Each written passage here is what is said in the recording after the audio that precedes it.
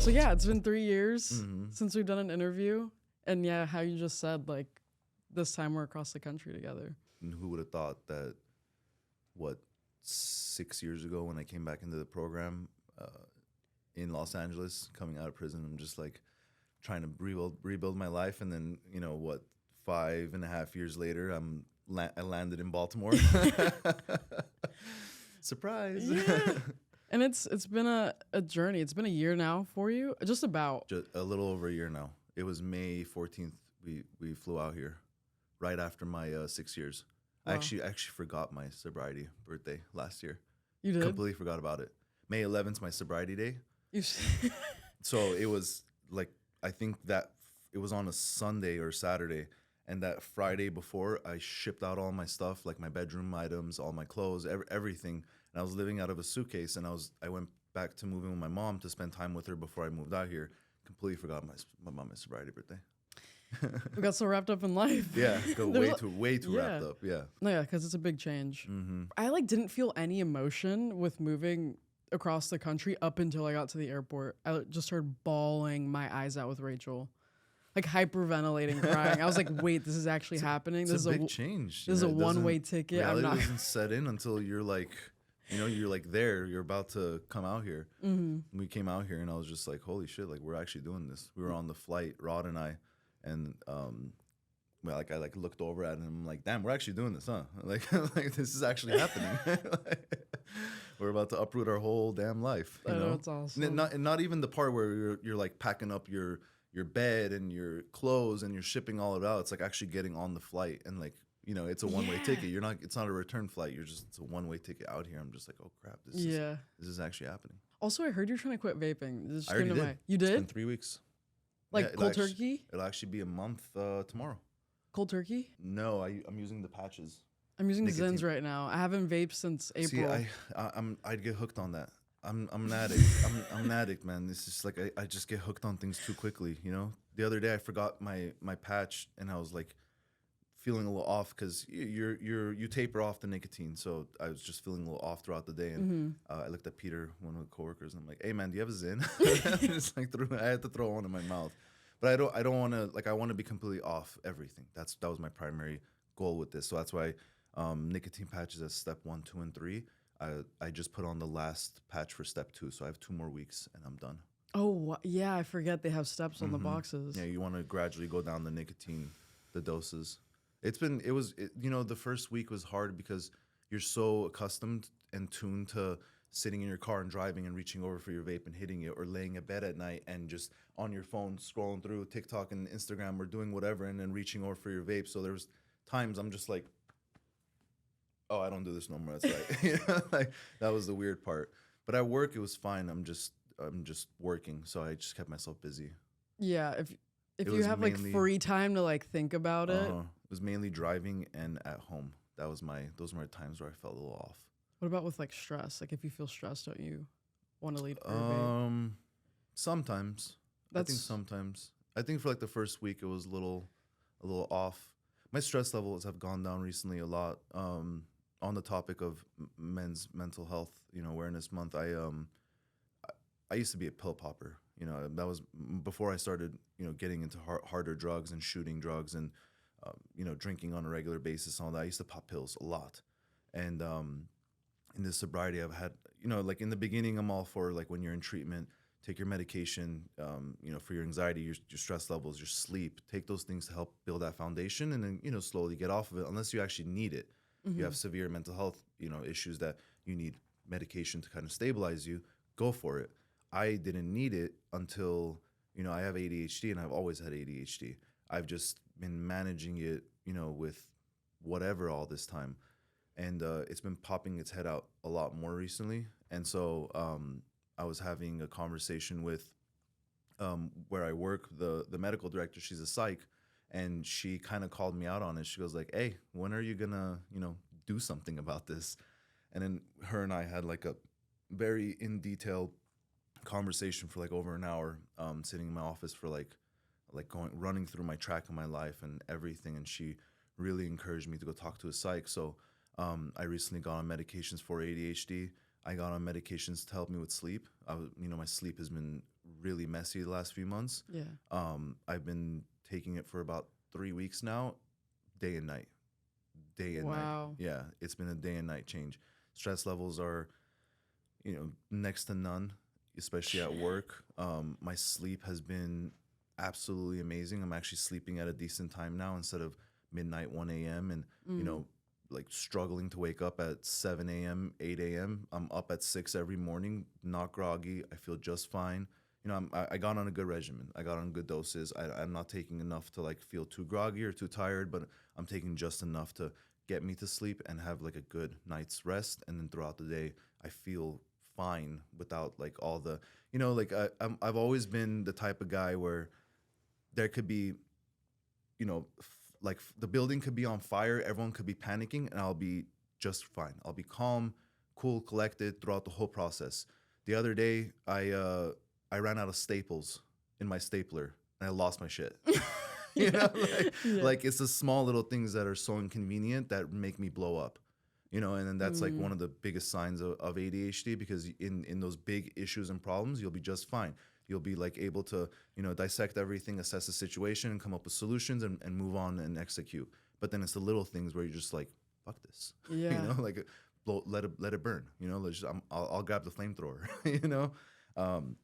So it's been day and night. The struggle of that portion, everything kind of just like leveled out with. I can still be calm in crazy situations, but I'm not blowing up at the little inconveniences. That's good. And it's been nice to actually experience that after 7 years of just like dealing with that like silently, Yeah. Almost like raw dogging it. Yeah, raw dogging life, literally. No, it's cool. Yeah. It took 7 years to get to that point. It was a lot of pride and ego. Yeah. It was a lot of pride and ego. It was like I have this preconceived notion and belief that, if I don't truly need medication, I'm not going to take it because I don't know what my thoughts around it were. It was just my pride. It was just like I'm better than, but I'm not. Like who says that I should be thinking like that? Why am I thinking like that when I have something that can truly help me in my day-to-day and help me in my personal life, not just my professional life? Why would I not utilize my resources? There was so much pride and ego around it, and I was able to like really reflect on that and just like, okay, like why don't I just suck up my pride and ego in this situation, actually go and talk to a professional and start off with low doses of medication that can truly support me. I don't have to go and jump into something heavy where like I'm feeling high or feeling something, but how about I just like stabilize my, the imbalances in my head? Why don't I just try that, and it's been great. It's been great. I can't recommend it more for anyone, What were the other ways that like ADHD kind of was affecting your life in a negative way? When you have ADHD, for me, I picked up a lot of tasks and I was never able to complete any of them. It's even at home, like I'd find myself on a weekend of like, okay, I'm gonna like go through my closet and see the clothes that I don't need, or like it's starting to become spring and summertime. I'll put all my winter clothes away and I'll go through all my stuff, like what doesn't fit, what fits, like what can I put away, how can I organize, clean the house, cook my meals, do X, Y, and Z, et cetera, get none of it done. I would start 7 tasks and not be able to finish any of them, because once I start one, I'm jumping to the other. I get a text message from work, I get on a call, or I need to go grocery shopping, or I need to go to the gym, or I need to go do this, and I get nothing done. It's like, where did the last 9 hours go of like, now the house is an absolute, dumpster fire. Like everything's just out and about, and I'm like, I don't know where to start. I don't know where to finish. That was my main problem. And I started realizing it was truly a problem when it leaked into my personal life. At first, it was just in my professional life. My personal life was kind of fine and a little more organized, but now once it started leaking into my personal life, I'm like, no, this is like an actual like problem with me now. Did it affect relationships? Yes, definitely. How? You hyperfixate on, I'm an overthinker. So like I hyperfixated on problems rather than staying present in the moment. Whenever I would, if I started dating someone, I would I would have like these grandiose like plans of like, this is what I'm gonna do on this date or this day or this, and I would lack the ability to go with the flow of things and just enjoy the moment and be present. I would be like, I gotta follow the plan, I gotta follow this. And whenever you do that, it never really works out the way it's supposed to. But how about you learn to pivot and go with the flow and just enjoy your time with whoever it is. With friendships, it was kind of the same. Like it was, if we had, like let's just say we're going, out of town with friends, and we have like these plans set. Like this is what we're gonna do in the morning, what we're gonna do in the afternoon, and this is how we're gonna end the evening. If like we, something happens in between where we can't go do one thing and then we have to pivot and go do another, I'm uncomfortable. I'm like silently uncomfortable. Like I don't want to be here anymore. I'd rather just go back to the hotel room and just chill, And then like I would say sometimes it would, I would become like negative. I would become not a pain to be around, but it wouldn't be fun to be around me at times, and I can identify those things now. I'm not anywhere near perfect. I have my struggles too that I deal with, and it's not fun to be around a person like that, because I have friends that go through the same thing, and sometimes when they're in those modes, it's not fun to be around them, and then I found myself doing the same thing, and I'm like, this is probably need to do something about this. Yeah. No, I relate with having too many things to do. Like I mentally assign myself all these tasks and none of it gets done. Like the spring cleaning thing, like I just had that experience. Yeah, and I love checklists. Like there's nothing that brings me more joy in my life than checking off the boxes on my checklist. Like just like, oh, it's so great. but if you look at my checklist, there's things from like 4 months ago that's just like sitting there overdue, the most recent one is actually I really need to do this. So whenever I got released from prison, I had an open case. I had a drug charge that I got caught with drugs in prison, and I thought I was steer clear from that. And when I 3 days before I was supposed to get released, I got called into the counselor's office, and they said, "Hey, you're not going to go home. You're actually going to parole from prison, and you're going to go back to county jail to fight this case." And that was a big kick to the nuts. I was supposed to be home for my mom's birthday. I was supposed to be home, and now I'm facing more time because of a drug charge. Getting caught with drugs inside of a prison is not a misdemeanor; it's a full felony, because it's a possession of a controlled substance in a government facility. So that can run 4 years added on. I just got done doing 2 years, and now I had this like, I'm gonna be home, and then all of a sudden now I'm fighting a new case. So I go back to county jail, and they booted me out of county jail. I ended up in the streets of in Riverside, back home in Southern California, and I was sober. I had 7 months sober at the time. No program, no change behavior, no nothing. I even followed the guys I was getting released with to the dope man's house, because you had to release papers, and there was a dope man that if you show him your release papers, he gives you a place to stay that night. He gives you free dope, and he just hooks you up that day so that you get hooked back onto drugs, and he becomes your dealer. For sure. Great business plan. He's a dick though. And there was something came over me, and I asked for a phone. I called my dad. Out of everyone, I call my dad, who I've always had a rocky relationship with. He comes and picks me up. I go home, and I'm fighting an open case, and I start going to court regularly. And on February 22nd, this was 2019, I went to court, and the judge, my lawyer, and the DA went to the judge's chambers and kind of talked the case out. And the DA is like, "Look, this is a very clear-cut case. The kid's already pleaded guilty for possession. He's already said he can't fight it. My office's policy is I can't give him a deal or a plea deal or anything of the sort. He's got to plead guilty, and then he's got to come back in 45 days for a sentencing hearing. And judge, it's in your hands. You do what you want to do with this." That judge wanted to bury me, and when my lawyer came back and told me this, I was like, all in my head about it. I was like, I instantly went from like getting a taste of freedom of preparing myself to go back to prison, because I knew that I was going to go back to prison because of this. And 20 minutes later, my lawyer comes running up to me saying, "DA is going to come talk to you right now. shake his hand, say thank you, and just shut the fuck up. Don't say anything else. And I said, okay. DA comes up to me and goes like, hey, you know, I said this is against my office's policy, but I don't know, there's something different about you. You're here, you're suited up, you know, you're trying to be accountable for your actions. You're in treatment, you know, you look sober, you have your parents here supporting you. I don't get cases like this regularly, so I'm going to give you a chance. Don't fuck this up. I'm going to give you 3 years of probation. If you mess up anytime during those 3 years, he's like, if you get a fucking traffic stop, I'm sending you back to prison for 2 years. California is really fucked up the way they have their sentencing, because I had a violent strike because of my original case that I did my robberies. And there's a lot of ad charges they can give you. So 2 years means 15 years for me, because 2 years can get doubled up to 4. Since I have a prison prior, that's 1 year that they can add on. They can add on 5 years for my violent strike.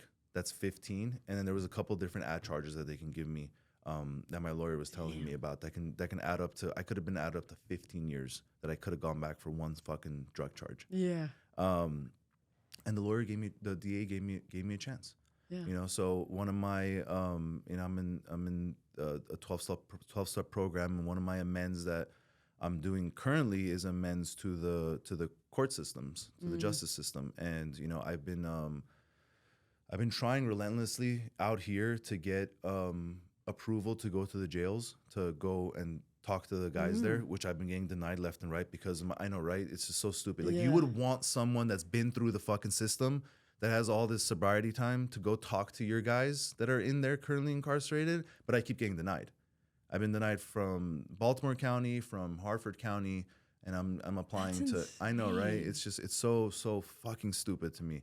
Everyone I talk to about this too, they're just like, what? Like, they would want someone that's been to prison, that has a prior history of robbing banks like an idiot, and doing all these things and changing his life around for the better for himself and for fucking society, to go talk to these people. You know, you'll be able to connect to them on a different level. But no, they just keep denying me. So past that, I wrote a letter for that DA, because working in this industry, a lot of times we don't see the success stories, you know, like I'm sitting in front of one right now, you know, which is amazing. But you don't get to experience or see or hear about all those success stories, which sucks. You know, like you work in this industry and you see people coming in broken into a million pieces. And for the ones that truly want this and start succeeding and staying sober and having years of sobriety under their belt and really changing their lives around and getting all these things back in their lives, you want to hear about it and you want to see it.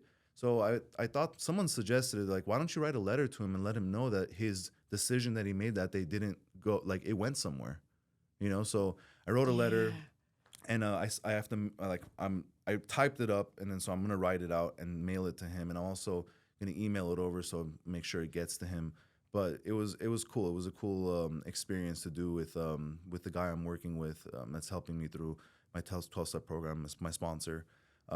It was a really cool experience. That's cool. Yeah, so like I want him to know that it didn't, you know, his decision went somewhere. You know, that that would probably mean the world to him. He took a chance that day. You know, the judge was screaming at him in the courtroom. Wow. When I walked back in, the judge was like, why are you doing this? Like, why'd you change your decision in this last 25 minutes? What happened? Did he, straight questioning him, like, did he give you something? Like, what's going on? What's truly going on here? And I'm just like standing there like, shut the fuck up, you know, like, just let me sign my papers and let me go. But the DA was just like, no, I see something in the kid and I want to give him a chance, you know, point blank. That's all it is. That's God. Yeah. If that's not God in that moment, I don't know what is. Yeah. You know, so that decision that he made that day, I ran with it, you know, for sure. Yeah. Let's talk about how you got there. So you grew up in Southern California. What was growing up like? Did you see addiction in your life before even drugs really came in the picture, if you know what I mean? Yeah. So, there's a lot of drinking in my family, a lot. I'm Middle Eastern, I'm Armenian. I grew up in Southern California. Growing up, I had, you know, my dad made sure I had everything I needed. Mom made sure I had everything I wanted. I'm an only child, spoiled brat. You know, I got everything I ever wanted and needed. And drinking was a regular thing in my household. You know, it was a regular thing. There was always people over. There was always barbecues happening. There was always something going on.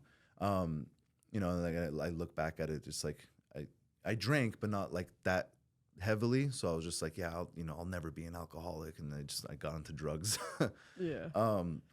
When I was growing up, I always had an addictive personality. I got into stealing. That was my first thing. I never had any consequences for my stealing. I remember I would steal books from this learning center because I was always held back in like English and math.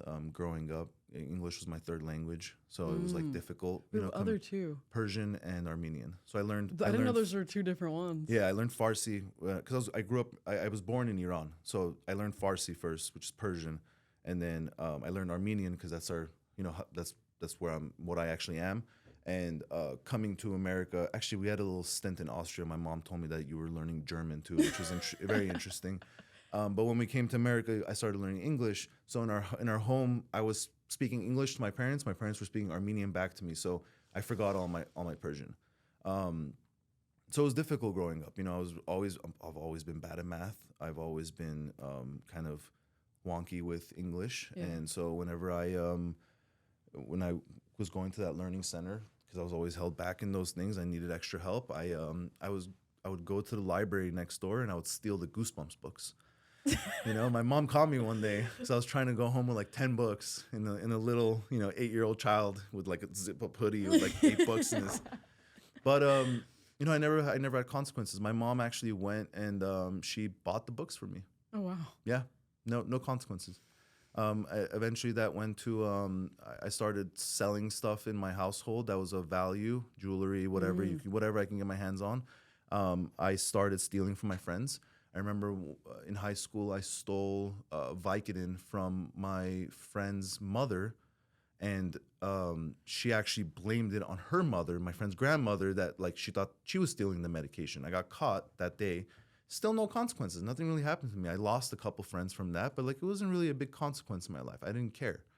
When I was 14, I started getting hooked on opiates. I went through a major surgery, and then through that surgery, I spent about 6 weeks in the hospital.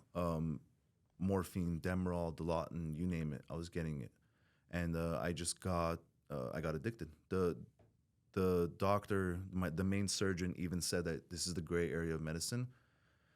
Your body needs it. If you don't give it to you, you'll go into shock from the pain that you're actually going to feel, and you're going to get addicted to the meds, and it's just what it was. He didn't give you like any resource, like tips, tools? Nothing. It was just like you're going to end up detoxing and your body's going to get addicted to the opiates. Eventually, morphine stopped working. They were giving me the highest dose of morphine they could. Stopped working, so they started giving me stronger medication because I was building a tolerance so quickly. Yeah. I had the surgery, everything went well. They discharged me with a bunch of like Vicodin and Tylenol 3s with codeine. I started abusing those. Started buying it from the kids' school that were stealing it from their parents. Yeah. And then a year and a half later, I ended up back in the hospital. My appendix popped in my stomach. I went septic. I went through emergency surgery. And all I cared, like I was on the verge of dying, and all I cared about was more pain meds in that moment. Yeah. I got addicted. I really got hooked on opiates. It was like when they first gave me opiates from the first surgery, I felt this sense of peace and comfort that I've never felt in my life. And then when I felt that, I was like, oh, this is what I need to be doing in my life. This is the missing piece that I needed to be able to function in society. It's always uncomfortable. I was always a chameleon growing up. I went to 3 different elementaries. Can't remember if it was two middle schools and 2 high schools. I've always moved around. My dad was getting more and more successful in his business and life. We kept moving to different houses, lost his business, lost the house. So I just kept moving around everywhere. And so after the second surgery, kind of the same situation, discharged me with meds. I started abusing those. And then I went to my last and final high school where I graduated from. I got mixed up with the guys that were smoking weed, popping Adderall. We would go to Ralph's and steal cough syrup and just start chugging like 3 bottles of cough syrup before school. We had a kid at school that we would trade weed for his Adderall, and we would pop those and smoke those before school. It was just a mess. It was just a mess. At one point, I just sucked to. I'm like, you know what? I was getting good at sports. I'm like, I'm just gonna drink and smoke weed on the weekends. That turned to every single day. Yeah. Going drunk to school, smoking weed before school, during school, after school. The G pen started coming out, so I was hitting that shit in school all the time. It was a bad situation. Graduated high school, and then I started working. I got my first job at Chase Bank, and then I started getting more freedom. You know, I was making money. I've always had a car. My parents got me a car. I was making my own money. I was living at home. I didn't really have bills, so all the money I was making, I was just spending on drugs and alcohol and partying and going to raves and underground events and, you know, just living life. I was 18 years old with a bunch of freedom. I got reintroduced to opiates. One of our friends, his dad was selling oxys, and he just basically on a regular basis gave him, you know, bags and bags of opiates to go sell. Nuts. And he, you know, as being one of his close friends, he would just give us some, sell us some for cheap at cost, and then we just started getting high again. Got hooked on Xanax, Molly, ecstasy, you know, did mushrooms, acid, you name it. We were we were trash cans, you know, of drugs. Whatever we can get our hands on, we were doing it. It didn't matter. Every day was just like, what can we get our hands on today? You know? And then we would go to raves and spend, you know, 3 days at big events and get hotel rooms and just, you know, we were idiots. We would purposely do as much drugs as we can just to be on the cusp of like overdosing on whatever it was. You know, we're just like, we're just gonna kiss and overdose. You know, like because we didn't care. We were young. We were invincible. I'm curious about like the mindset you have to be in to do all that. Like honestly, kind of like hearing it, I'm like, that sounds like fun, but really being in that, it could be scary. And it's completely dangerous. There was no fear. Yeah, there's no fear. Like we feel invincible when we are under the influence. But I feel like maybe some people might have a hard time understanding why you would do all of that when, yeah, like you are growing up like as a spoiled brat. Like your mom and your dad will make sure you have anything you ever need. Mm-hmm. And I do understand that maybe like something almost like the beast was awoken after you had your surgery and you were... It definitely was awoken. There was always a missing piece in my life. There's always a missing piece. I had everything on the outside. I had everything anyone would ever want. Mm-hmm. Anything. All the love in the world. My mom is a nurturer by nature. She is an amazing, amazing woman. My dad was a provider. You know, like I got everything. And I always say this not to like gloat. I always say this to help others identify, but like it doesn't matter what your upbringing is or how you were raised or you know, et cetera, whatever, you know, words you want to use with that. It all depends on like who you are as a person and the decisions that you make. You know, I grew up off. I've always been off. You know, there was always something missing in my life, you know, and what we learn I don't want to go too much into like the 12-step program, but it's called a spiritual malady. Like we're really huge on spirituality. I don't identify by any religion. I do believe in God. I grew up a Jehovah's Witness. I turned my back on God a long time ago. I don't identify by any religious organizations because I don't believe in everything that they say. You know, I'm the type of person that, who are you to tell me how I'm supposed to have my relationship with God or my higher power or whoever it is, the universe. Let's just use the universe, for example. Like, who are you to tell me how my relationship has to be? You know, so there was always something missing. There was always an extra piece of my life missing. And what drugs and alcohol did for me was numb that to the point where I didn't feel like I had the missing piece. You know, the problem is me. My solution was the drugs and alcohol. You know, I've always been the problem. It was just me. It was the uncomfortability, the mindset of, you know, I am invincible. I can do whatever I want in my life, but I can't do it without these things. You know, now it's completely different. I am my own person. I have tools and I have, you know, ways of dealing with life. But back then I had nothing.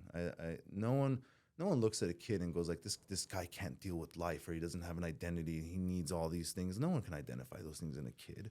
You know, I was a kid. I was in high school. I was just like trying to figure out who I was. And I didn't figure out who I was until, you know, my late 20s. You know, so it was a long, long journey and a problem, you know. It was always just a missing piece. I think that's what it was. Being in it, like you said, there was no fear for me. I didn't fear when I was robbing drug dealers. I didn't fear when I had guns pointed at my head.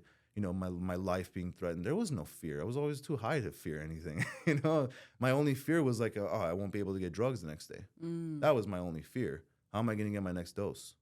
I don't want to withdraw. Everything else, easy peasy. For sure. Yeah, that was not the best situation to be growing up in, but it's the life I chose to be in. Yeah.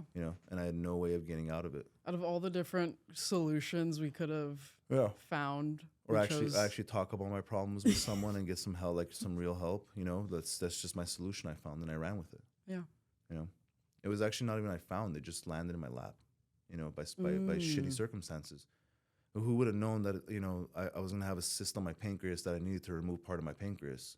Yeah. Who can guess stuff like that's going to happen? And who would have known that, I wake up in the middle of the night screaming in pain out of a dead sleep, that I go to the emergency room and they put morphine in my body, and that was my solution from there moving on. Shitty circumstances. Who would have known? Yeah. But all in all, I wouldn't change anything I went through, because it helped me become the person I am today, and I like the person I am today.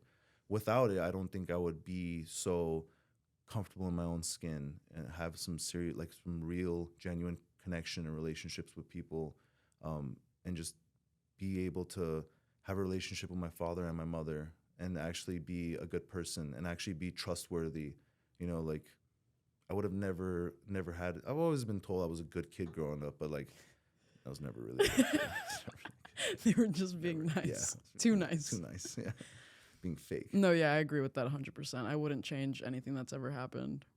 Even, with everything you've experienced, I'm glad you are the person that you are today, and that you've had your experiences with prison, robbing banks, all that. Yeah, that's where it took me, I got to the point where I had a very expensive habit every single day. I was gambling every single day. There was no more jobs I could find. There was no more things to steal in my home to sell. Wow. There was nothing left. There was nothing left. I ended up, I think I mentioned it, I was robbing drug dealers. Yeah. I was really doing some very, very stupid action. I was living with my mom. I could have put her. I had her in very, very dangerous situations without even realizing it. Robbing actually semi big shots around Los Angeles, because I would steal thousands of pills at a time. Yeah. And if they found out where I lived, I could put my mom in danger. No, seriously. I never even thought about that. So when the well dried up, I used to work for Chase Bank at one point in time, and I'm just like, I should just go rob them.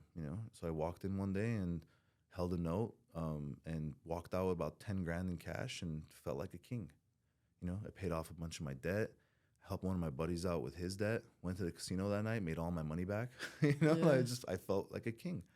Lived great for for a month, and then there was this poker tournament that I was gonna sign up for, and I didn't have a lot of money left. So the thought crossed my mind. I'm like, maybe I should go do another robbery, and get some more money so I can go play this poker tournament. I'll have more money. And I thought to myself, nah, it's not a great idea.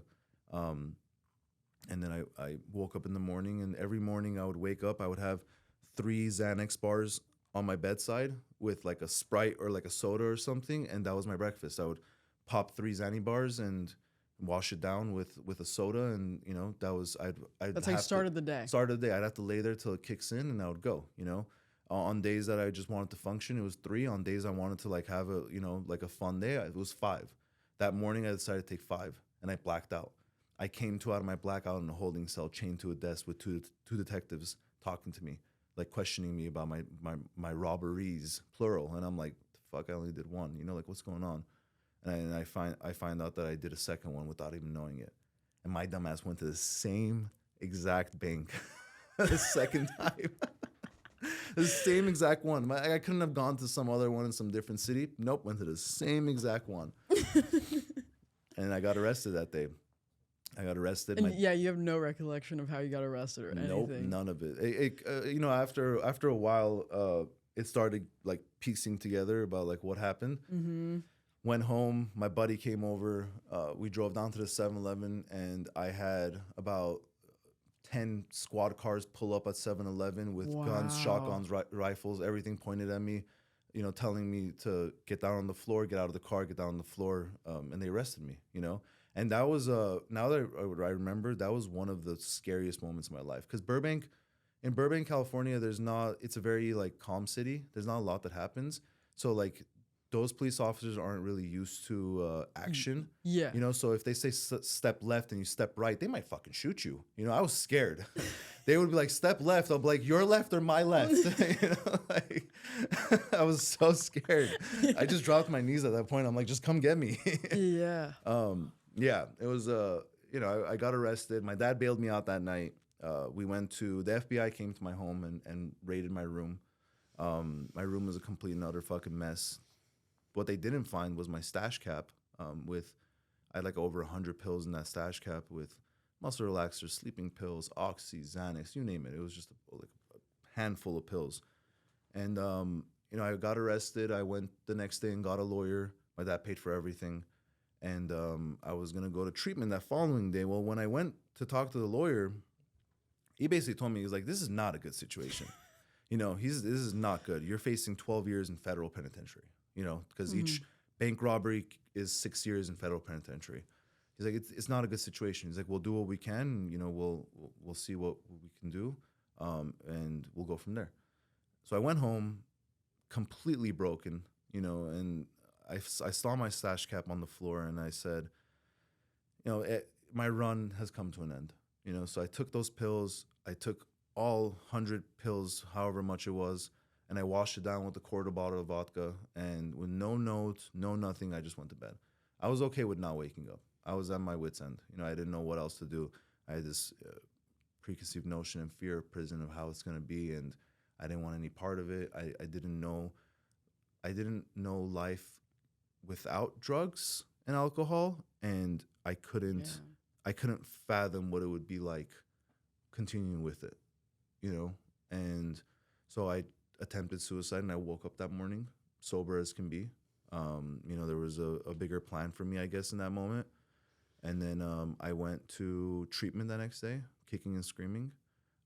Treatment the first time was, I was like the poster boy child. I went through detox and I went through treatment, and it was like this like glowing, shining light of like treatment and sobriety, and there is a bigger solution and things that you can do. And so it resonated with you. It resonated with me, but I didn't give a shit enough. Yeah. Like I wasn't ready. I went to treatment. I did all the assignments. I went to all the groups. I started going to AA meetings. But I didn't care enough. I don't know. People say that you hit a low point in your life, or they call it a bottom, and hopefully you decide to make changes in your life. I was the type of person that I hit my bottom, but I sat there and I started decorating it. Mm-hmm. It wasn't enough for me to hit low points in my life. It just really wasn't enough for me. And this next part, like I'll touch more on that. But went to treatment, finished treatment, and then I went to outpatient, finished outpatient. Went to court. They told me, you're gonna go for 2 years, no matter what. There's no ifs, ands, or buts about it. And I went and relapsed that night. With all this like knowledge of recovery and the things that I can be doing, and a better life, I still went and relapsed. I didn't care. I was too uncomfortable and too scared to continue, on the right path. So I chose the easy way out, or they call it the easy way out, but it was, the harder path. And I went and relapsed. I started using for another month, went back to treatment, and I was a freaking tornado going back to treatment, because I went to the same treatment center I went to the first time. And I looked at the program director in the eyes and I told him, you fucked up letting me back into here. Yeah. And he goes like, why? I'm like, I know how this program is. I know I'm going to prison. I'm not serious about this. And he looked at me and said, challenge accepted. Yeah. Like he used me as like a little pet project. But I was a tornado going through treatment. I would, not go to groups. I would not give a shit. I would sleep in groups. I would, start sleeping with the women there. Like I just didn't care. That guy. Yeah, I was that guy. I was a tornado in treatment. I was not the best. In detox, I would jump the fence, because my mom would bring me, like, I had cash that I snuck in. I would jump the fence, run to the gas station, buy those little mini shots of alcohol and cigarettes, and run back and, get drunk in treatment and smoke cigarettes at the detox when you're not supposed to be smoking at. I didn't care. I just did not give a shit. How old were you at this point? I was... and how old were you when you did the robberies? I was 20 when I did all that. Damn, you were 20 when you were robbing banks? 20 years old when I robbed the banks. Yeah, it was 2016. The first one was June 25th, and then July 25th. Exactly a month later, I did the second one. Yeah. Yeah, I graduated treatment the first time, and then I celebrated my 21st birthday right after I graduated treatment, or after I completed. And then, so I got kicked out on Thanksgiving 2016, went home. I was allowed back. I went back for 2 weeks, and then I completed on December 6th. December 7th, I went to court on my mom's birthday, and I surrendered myself to the court for 2 years. It was like the, happy birthday, Mom. Yeah. I surrendered myself to the courts, went through the whole, prison process. I stayed sober for like 4 or 5 months, and then I naturally get caught up with, like-minded people. So what did I do? I naturally gravitated towards the guys that were bringing drugs in and selling drugs in there. So what happened? I started getting caught up in politics. I started selling drugs in prison. I started doing drugs on a regular basis. That's where I started decorating my bottom. I'm in the worst position possible. I'm sitting in fucking prison. I have nothing going for my life. I'm selling drugs now in a fucking penitentiary. I'm caught up in politics. I get caught with drugs. Like, there's so much that's just constant problem. There was one night where at this point I was shooting heroin and meth, and I missed a shot into this vein right here. And when you miss a shot, an abscess grows, and my arm puffed up to like a balloon. Wow. Went to the emergency room. They drained the infection, but it ate away at so much of my tendons and my muscles that I lost my motor skills from here down. All I could do was just bring my arm up like this because I still had shoulder function. So my nerves were dying. Orthopedic surgeon said that, in the next week, if we don't regain motor functions, we have to amputate because the nerves are dying down. Once they die all the way, they have nowhere else to go. So they start dying up. Wow. So she's like, if we don't regain motor functions and the nerve endings don't stop dying, we have to amputate. She said that you're at a phase right now where it's reversible. So, and I got lucky. It was reversible, right? I have motor functions. I got cleared. I went back to, my cell, and I went and got my drugs that I, left with some of the guys there. And this was the moment that, I don't know what it was. I decided to change my life in this moment because I had no veins anywhere, to shoot into. Mm-hmm. I couldn't even hit my neck at that point because I just track marks everywhere. And after a while of abusing your veins so much, they kind of just shrivel up. You can't really use them anymore. But this guy was still functioning. So the same vein that I shot into, that I almost lost my arm, shot straight back into it that night. Damn. And I was laying there that night, and this was May. It was like 1 or 2 a.m. This is May 10th of 2018, and I had like what we call a moment of clarity. Like I was like almost sober in that moment, and I kind of reflected on what I just did, and out of all the stupid shit I did, that was like, I have a problem, and I need to do something about this. When it came to almost losing your arm. Yeah. I sat there for an hour. Or laid there for like an hour, just like reflecting on my whole life and like where I got to and how I got here and everything. And I just, there was something that I actually felt something for once. All those years, I actually felt emotions, and I decided, I'm like, I gotta do something about this. I have to change. I have to do something about this, or I'm gonna end up like the guys, that were laying next to me talking about what they're going to do different the next time they come to prison when they still have 5 more years to do on this sentence. Damn. Like that's the people I was hanging out with, I'm curious on what your family was thinking through all of this. And how did they try and support you? And also when you were talking earlier, and for example, you said your mom paid for the books that you stole. Like, was she enabling? She enabled me in prison too. She was paying off some of my drug debts. Bless my mom's heart. She's absolutely amazing, like the fucking rock in my life, but she doesn't know any better. Yeah. She didn't know any better. I was manipulating her. There's like all, like I've been building my life back up and changing everything to the best of my ability to repay, as much as I can to her for all the fucking stress I caused her. My family was just confused, like my aunts and uncles, they, were kind of in the picture, but kind of not. They just like, they still loved me. They knew that I wasn't that person, just like I was in the grips of addiction. My dad had no idea what to do. Him and I have never had a great relationship other than this last like 5 years. We've had an amazing relationship. That's because of sobriety and me, working a program and doing good in my life. But before that, he just didn't know what to do. He was lost. He was very, very lost. My mom was just as lost. She didn't know what to do. She thought that, supporting me financially or just appeasing me with whatever I asked for was support, but it was some of the worst things that could happen, which she didn't know any better. I can't blame her. They tried to seek some help and see therapists and all that stuff, but you don't really know how to help someone in this situation if you're not actively going through it yourself, or if you haven't gone through it yourself. All they can do is just try to be a parent and shoot from the hip and try to support in the only way they know how to support, which, it wasn't what I needed.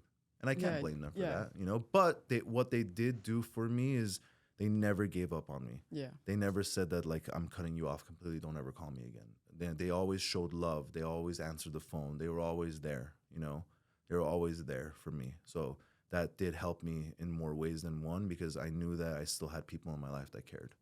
I didn't burn it all down to the floor. You didn't feel like completely alone and like completely abandoned. Yeah, which I feel like is a good way to go. I'm like trying to mentally find what the ideal way to go about it is as a parent. You know what I mean? There is no ideal way to go about it. Yeah, everyone's different. Every experience is different. It's I personally think that just as long as you just remind them that they're still loved, but not enable them in any way, not support their addiction, not give them a place to stay, not pay for their shit. Like, you have to kind of cut them off. Tough love a little bit. They have to fall hard enough to want to change, And it's hard as a parent.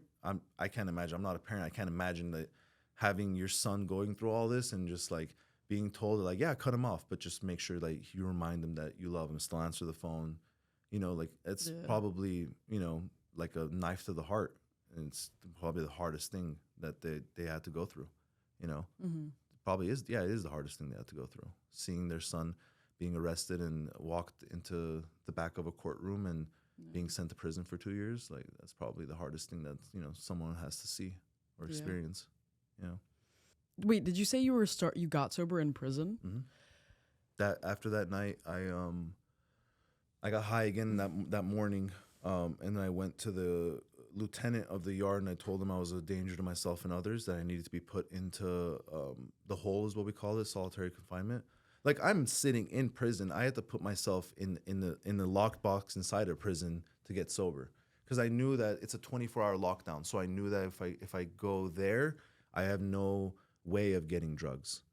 So I unloaded on them like, look, I'm selling drugs, I'm doing this, I'm doing that. I told them everything enough to get me to the hole.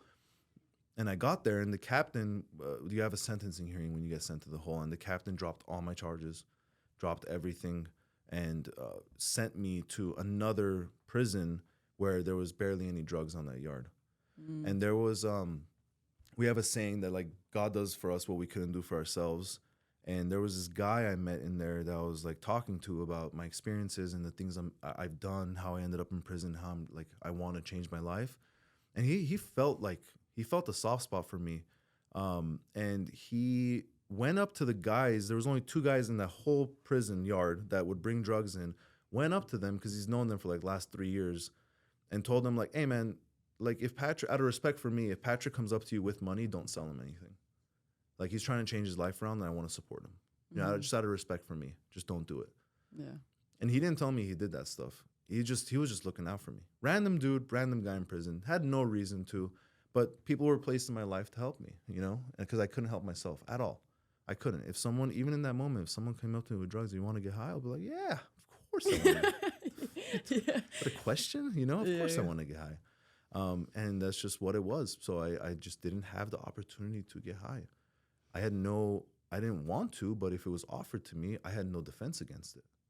You know, if someone came up to me and started cracking up a line in front of me and be like, here's a straw, I'll be like, sure. You know, there's no mental defense against it. I couldn't say no. I didn't want to, but I couldn't say no. Yeah. Was it harder to be in prison once you were sober? Yeah, you just find ways to distract yourself though. I started exercising more. I started playing cards and reading more and, you know, just doing different things to keep myself busy. I went to classes. I took a computer class. Like, it was like a Microsoft Office class that I went into. I've always been into computers. I always like computers and technology. So I went into that. You just keep yourself busy as best you can. As best you can. I mean, the guy did help you with not selling, with not buying drugs. But was it hard to stay out of like the prison politics? Of course. The place I got sent to, so there's two types of, there's general population and then they called it protective custody. So because I left general population, they put me in protective custody. So it was the lowest level yard that you can go to next to going to fire camp, which is like, if you ever see people fighting fires, if you see firefighters wearing orange, they're actually prisoners. Wow. Yeah, so like there's yellow, green, and orange for the guys that fight fires and like wildfires. The ones that wear orange are actually prisoners. They're actually people doing active sentences in prison. So that's like the lowest level you can go. I was one step above that. So they sent me there, and it was a protective custody. So that's where everyone that doesn't want to go to gen population, or if they're transgender, gay, child molesters weren't part of that because child molesters were in higher security levels. They couldn't go down low like that. Or if you're someone that's went from a very high level and started working your way down, because you can get like good time added on by doing good and going to classes and just not being a shithead in there. You get lower levels. So I got sent to that place, you know. So I was with people that didn't want to politic. You know, you couldn't actually politic on yards like that. Wow. There was no politics. What did the prison politics look like? Oh, man. You shit when they tell you to shit. You wipe your ass when they tell you to wipe it. They tell you how to wipe it. You eat with your race, so you had races in there. You had the South Sider Mexicans, North Sider Mexicans. You had the whites and different variations of whites. You had the skinheads, the Aryan Brotherhoods, the Woods, and then you had the black dudes, which were Bloods and Crips. Then you had others, which were like Filipinos, and you also had the Paisas, which were like Mexicans from like, you know, straight from Mexico, kind of. And it was all segregated. You know, the Southerners who I was with, because Armenians run with Southerners, you can eat with the Woods, the white boys, but that's it. You can only affiliate yourself with the white boys. Wow. So you couldn't even sit at the same table with the black guy. You couldn't sit with another. You couldn't trade anything with different races like that. So you were told what to do, when to do, and how to do it. You were up at 6 a.m. every morning with your bed made, shoes on, ready to go. You know, when lights out would happen, which was like 10 o'clock at night, that's when you could take your shoes off and lay down and go to sleep. You were on the yard every single day working out. If you messed up and did something stupid, your punishment was there was variations to punishment. It started off as a workout, which we called you got broken off. You would do like a simple workout. To you would have to go to the bathroom, and there was different variations of how you got your ass kicked. There was a 2-on-1 for 13 seconds or 39 seconds. There was a 3-on-1 for 13 seconds or 39 seconds. And the worst one, second to worst one, was you would go 3 rounds of 3-on-1 for 39 seconds. And then if you mess up hard enough, you basically get removed from the yard, is what they call it. So during yard time, you would have guys that would come up to you, stab you, beat the shit out of you, basically try to kill you, and you would be sent off that yard. That's how you'd get sent out. So that's politics for you right there. For what reason? It's all money. It's all drugs. It's all, you know, control. Yeah. It's just what it is, you know. And you also had a different gang, which you called the Green Gang, the custody officers. Those guys had their own gang. Those guys are the ones that, you know, there's some of them that bring drugs into the prison. There's some that, you know, you just don't fuck with because they'll beat your ass. Yeah, it was bad. It was not a great situation. The system is more corrupt than people realize. Until you go through it yourself, you don't see how corrupt it is. Damn. And it's set up for you to fail. It's Were set you up like, for you. were you like, how's it set up for you to fail? So you know how people say, "Oh, good time." So good time is given to you from right off the bat. So I got 2 years at 85%. So my 15% that I didn't have to do is good time. Oh. So it's set up for you to fail, right? When you're in there, you get caught up with politics. So if there's a riot, you have to fight. If someone disrespects you, you have to fight. If you have to stab someone, you have to stab someone. It's fucked up, right? There's guys that come in there with doing 10 years, but they only have to do 50% of that. So they have 5 years they only have to do. The more you mess up, the more ad charges you get, and you get time added on. So every time I had a dirty UA, I got 30 days added on to my sentence. Wow. I got caught with drugs that added on 6 months to my sentence. That's how it's set up for you to fail. And then when you get out, there's not enough resources for people that want to change. There's they just kind of throw you out into the streets. They give you $200, they give you a bus ticket, get on your way. Yeah. For the guys that are gangsters and that would live their lives doing that, they just go back to exactly what they know. To a guy like me, I got lucky. I had my parents. My dad's like, "You're gonna come back home and go live with your mom." And I started going to an outpatient program, and my dad was, like really looking out for me. Like he didn't trust the AA program, and he would. This is how my life was set up for 6 months. My dad would take me in the morning to outpatient, Uber me home from his Uber account, watch the Uber get home. We still had a house phone at the time. He would call the house phone to check in on me to make sure I was home. I would have to call him. He would make sure I'd stayed home. And then at nighttime when I wanted to go to a meeting, my dad would pick me up, take me to a meeting, sit in the parking lot, and then take me home. Damn. Yeah. My sponsor at the time had to talk to my dad just to convince him that one time a week on Thursdays, my dad would take me to the meeting, drop me off to my sponsor. I would go to the meeting, do step work, and my sponsor would drop me off. Just one time a week. I felt like I went from prison to a prison, but it was all out of love. My dad just wanted to make sure I was safe, and not make stupid decisions. So yeah, you got sober you went straight to the program straight out of prison. Yep, 7 months sober. I went straight to outpatient. It's funny because when I was in 2016, when I went to treatment, my sponsor at the time made a comment. He said, "Impact saved my life." Impact is a treatment center. It's a very behavioral modification, very strict treatment center. And for some reason, I always remember that phrase that he said to me. So when I got out, I was telling my dad, I'm like, "I want to go to Impact." And he's like, "It's funny. He's like, I've been talking to someone from Impact to get you in." Mm-hmm. So if that's not, like a God moment, I don't know what is. Yeah. My dad was actively talking to the director of Impact to get me in. And I was just like, I come out saying, "I want to go to Impact." He goes like, "What the fuck?" He was like, "Okay, we're going to go to Impact then."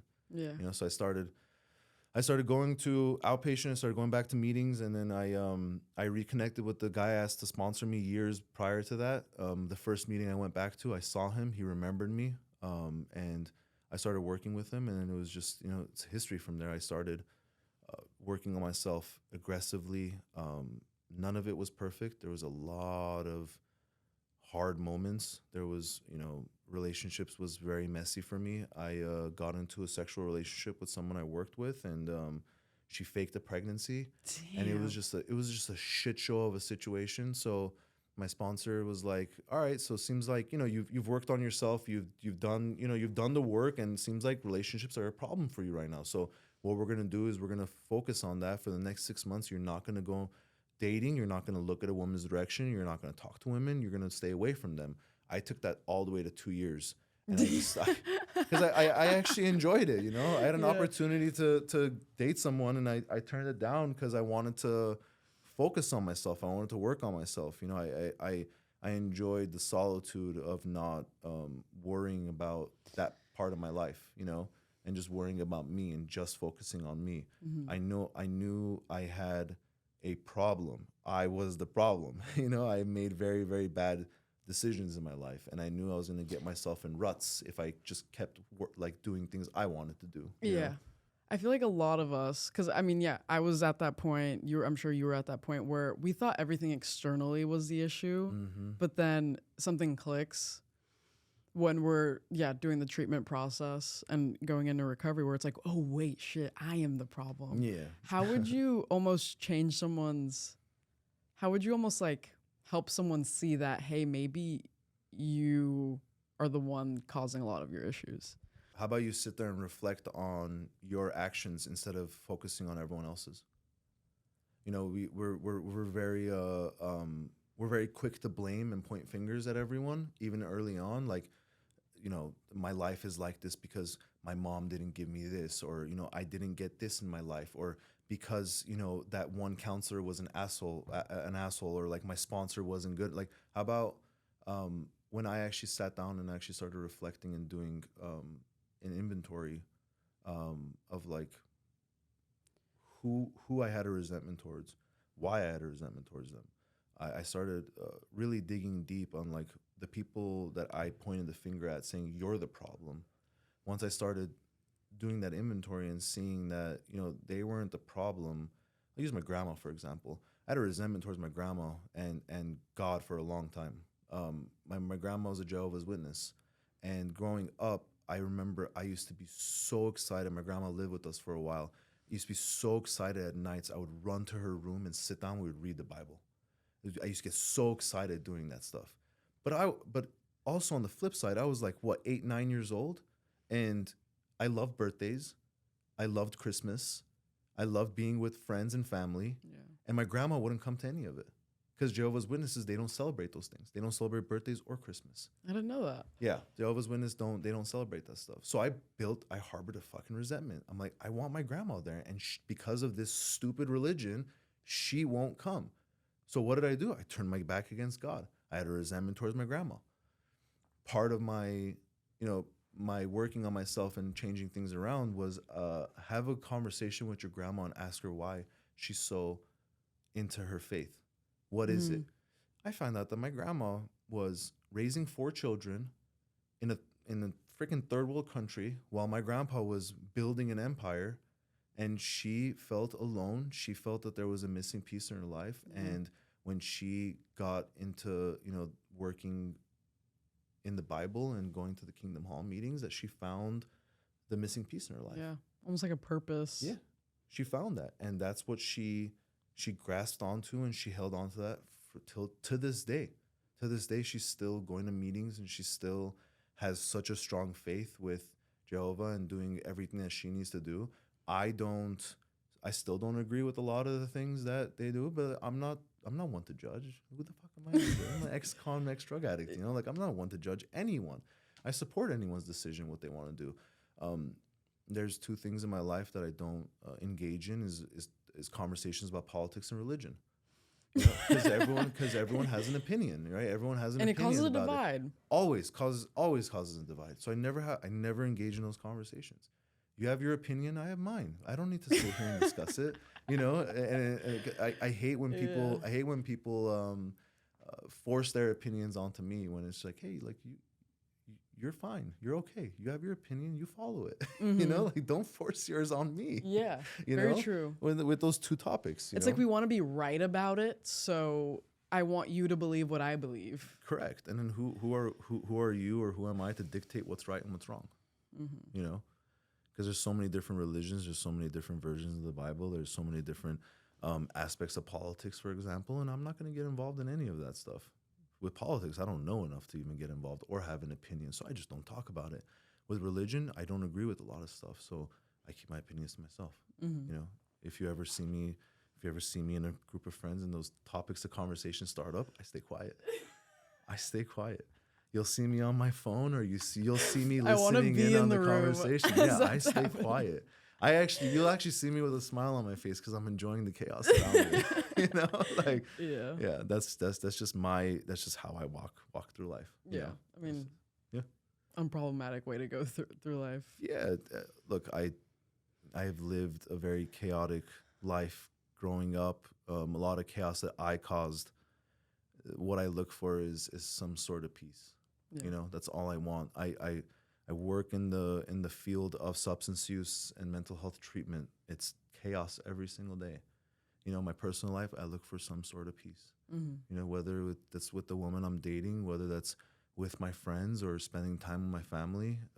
It's kind of hard right now because, you know, we're across the country and away from our family. Yeah. You know, my mom comes out and visits. I'm going home next month to go see them. And I try to stay out of the drama, you know. That's the one thing I don't need in my life right now. For sure. You know, I have, since moving out here, I've doubled down on my recovery. I go to more meetings.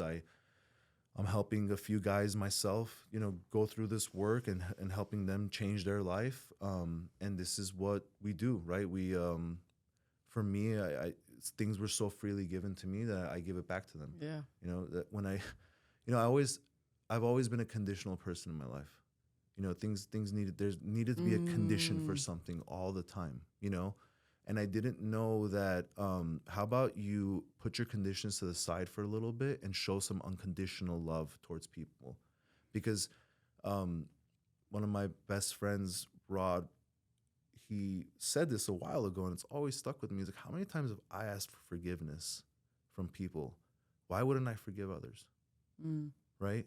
You don't forget, but you forgive, right? So how many times have people shown me unconditional love? Why does mine have to be conditional? Yeah. You know? And once people start putting conditions on things is when I start shutting down. You know, like if I'm going to show you unconditional, when you start putting conditions on it, I'm going to disagree with you. You know, and if you truly are my friend or if you truly are my family, you will work through it. If not, I don't need you in my life. Yeah. I really don't. Conditions is not, to me personally, in my experience and my opinion, it's not the way to go. You know, once you start putting conditions on things, when you start having a lot of disagreements and a lot of conflict. You know, and like I said, peace, man, peace. This is like life is hard enough for everyone. Everyone's going through their own struggles. Everyone's going through their own hardships right now. Everyone's having their own silent battles.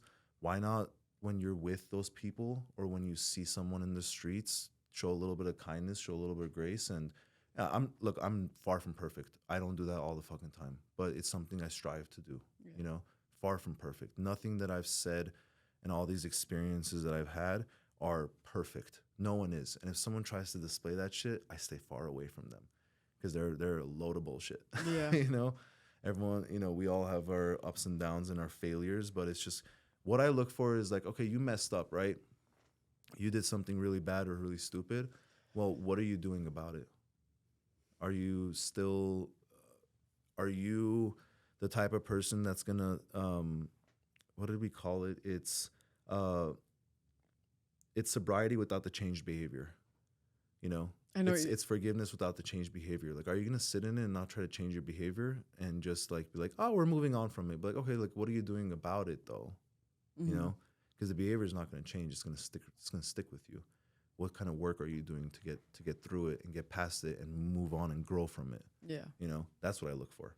For sure. I agree. What do you think the hardest part about this sobriety has been, and how did you overcome it?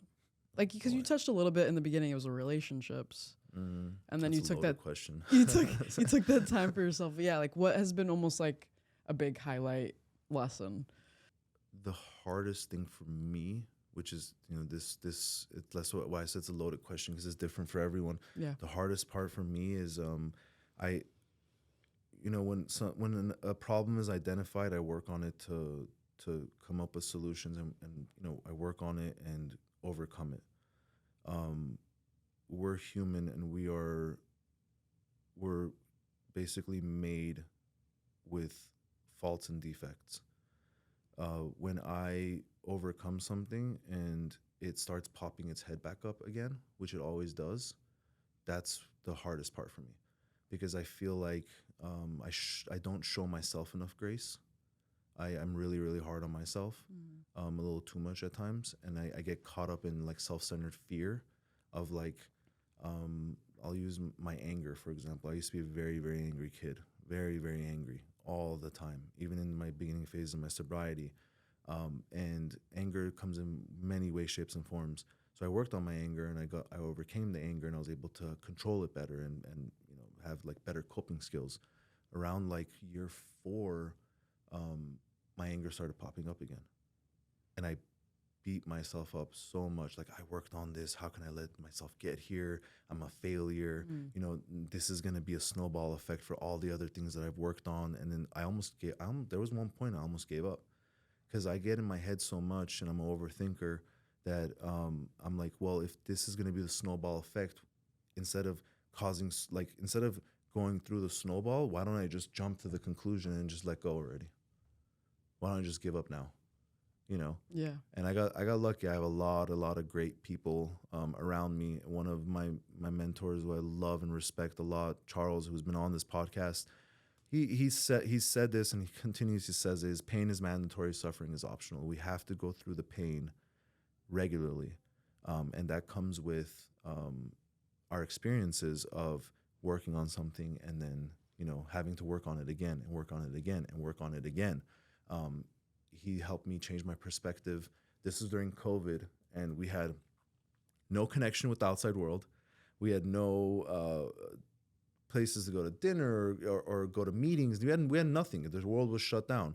He started running meetings for us at my sponsor's house, and it was amazing. It was fantastic. It was what we needed, right? We needed that connection. We needed that step work. We needed that, and that's what got us through it. And he helped me change my perspective of like, well, not all experiences need to be negative. It's your perspective on your experience, right? If you see that you worked on something and, you know, it's popping its head back up and you need to do more work on it, that's a positive, right? That just gives you more to grow from. That's what gives you more to focus on, to be a better person and to work on your day to day. That's been my hardest part about recovery, because it's a constant cycle. It's a constant cycle. You just want it to be done. Right. Like, I worked on my anger. We're good for life. We're good. I don't have to worry about this part anymore. You know, and there's laziness that comes from it. I don't want to keep working on shit. You know, I want to just chill sometimes. But you know what, laziness is not gonna make me fulfilled and give me my purpose. You know, it's just gonna cause me to sit back and be okay with the things I'm not okay with. You know, once I start settling, once I start compromising, that's when I know I'm in a dangerous place. Yeah. You know, that's the problem there. So, what do you think your purpose is today? Because you moved across the country for a job, a mission, an assignment, an addiction treatment. Do you think that's your purpose, is to help other people through this? Yeah, I would say we touched on this before we actually started going live. Coming out here in my recovery, I have felt more at home than I did all these years back in LA. And what I feel like my purpose and mission is Baltimore was the overdose capital of the United States. Probably still is. You know, if I can be a part of the change in that, the CEO said something a while back of like, we're going to be the reason there's going to be generational, you know, change here. I want to be part of something like that. I want to have a piece in being the support factor and all that. You know, if I feel like my purpose is to help people, that's what I feel like it is. I want to help people, you know, and I want to do it unconditionally. Yes, it's a job. Yes, I'm getting paid to do it. But if I didn't have a passion for it, I wouldn't have moved across the fucking country for it. You know, if I didn't believe in the mission, I wouldn't have uprooted my life. You know, and then coming out here on the flip side of like being in recovery and being able to give back freely without any, you know, with no pay behind it, with nothing. Like, you know, I don't want to end my work day and go pick up a guy and go do step work and then go to a meeting and get home at 9:30 and have to, you know, pack my lunch for the next day and shower and then lay down and then sleep. Like I want to go home after work, hit the gym, and just, you know, sit on my couch and watch TV, you know, like that's what I want to do. But then it helps me get out of myself for once and not think about myself and actually help someone unconditionally and do, like, get closer to the goal, right? The goal is to help as many people as possible and to make a biggest impact that I can, you know, as one person, you know, and if that's going to help me get closer to that goal, I'm going to do it. You know, is it easy? Absolutely not. You know, it takes a lot of sacrifice. It takes a lot of willingness. And it's something that that's been ingrained in my soul at this point. You know, I know that as long as I continue doing that, I'll always have a solid foundation in my life. You know, I'll always continue growing spiritually, growing physically, growing mentally, growing emotionally, and those are the things I want to keep doing. You know, I don't wish what I went through on my worst enemy. Wow. I don't. You know, for all the people that have wronged me and all the things that I've gone through, I would never wish my experience on others. Everyone needs to go through their own experiences to kind of get to where they need to get to in life. Yeah. But if I can be a voice for them, or actually just help them see a different perspective so that they don't have to get there, that's great. I feel like I've done something for someone, you know, even if it's one person that I've helped change their perspective, I'm all for it. You know, I don't have to be this crazy thing of like helping millions of people. If I can help one fucking person, I feel accomplished, you know? What's one thing you would say for men and for men's mental health, for Mental Health Awareness Month? Put your pride aside and talk and be real and be genuine.